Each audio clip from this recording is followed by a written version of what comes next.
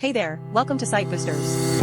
If you're into tech tips that make life easier, fascinating facts you've never heard before, and the latest updates in cloud computing, AI, and all things tech, you're in the right place. Make sure to subscribe and tap the notification bell so you never miss a future upload. Let's dive right into the video. Many applications contain event-driven parts. For example, an application that lets users upload images.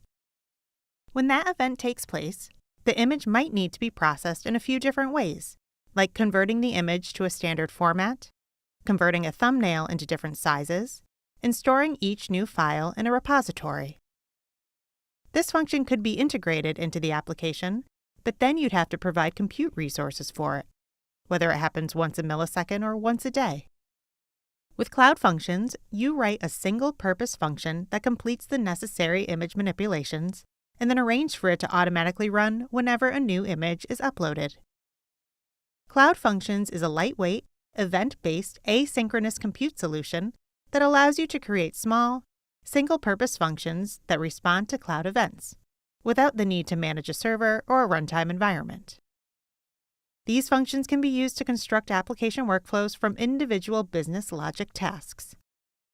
Cloud Functions can also connect and extend cloud services.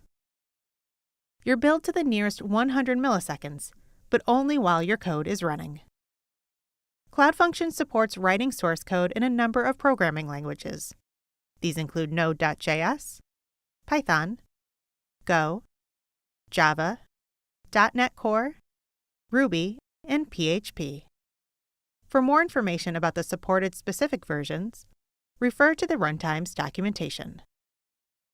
Events from cloud storage and PubSub can trigger Cloud Functions asynchronously, or you can use HTTP invocation for synchronous execution. Thanks for watching. Like, share, and subscribe. See you next time.